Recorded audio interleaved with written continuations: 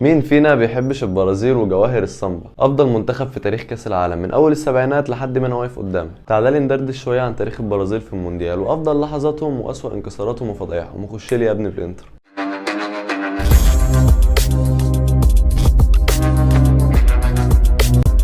خليني الاول اكلمك عن عقليه الجمهور البرازيلي. الجمهور ده مش عاوز اي حاجه، عاوز المنتخب يروح ويرجع بالكاس، وغير كده يبقى جيل فاشل ومتخاذل. وحط لي 1000 خط تحت جمهور ريو دي جانيرو، دول حريفه الحواري اللي هناك، طلع من عندهم روماريو ورونالدو وغيرهم كتير لعبوا في الساحه الشعبيه هناك.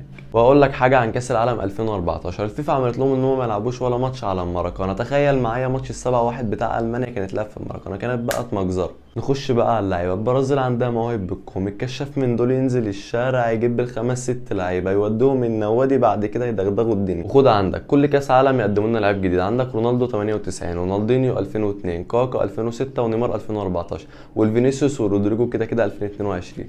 واخد لي بالك انت؟ ها، المواهب عندهم كتير زي ما بقول لك، بس اداره المواهب عندهم بعافيه شويه. بعافيه ازاي؟ تعالى يا باشا اقول لك حوار روماريو. زي جالهم المدير الفني المنتخب البرازيل عمل مؤتمر صحفي وقال لك روماريو مصاب ومش هيلعب الماتش. روماريو يسكت؟ لا، عمل لك مؤتمر صحفي تاني يوم وقال لك انا هلعب واجيب جون. وعمل ايه؟ لعب وجاب الجون. انتي عندك عمك رونالدو، كان في واحده من زرباح الحريم اللي كان يعرفها قالت له انا فاتح احلامي لازم يركب فيسبا. تاني يوم نزل اشترى الفيسبا ودار ورا الموزه في كل الشوارع. هي دي.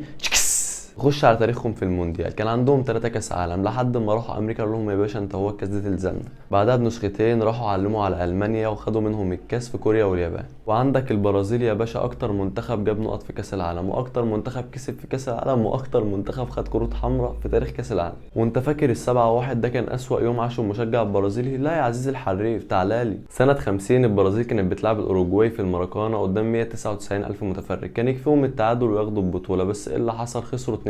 خد عندك 3 انتحار و5 سكتة قلبية والباقي في العناية المركزة. عندك فيلافيو كوستا مدرب البرازيل عشان يعرف يخرج من الاستاد ساعتها ويروح لبسوا لبس واحدة ست. انت متخيل الجمهور عندهم عامل ازاي؟ البرازيل داخله النسخة دي من كاس العالم بسكواد تقيل قوي في الشباب وفي الخبرة. عندك اليسون وإيدرسون حراس مرمى، الاتنين من احسن حراس العالم بعيد عن عمنا تيبو كورتوا. قدامهم الخبرة تيجو سيلفا وماركينيوس، والشباب ميليتاو.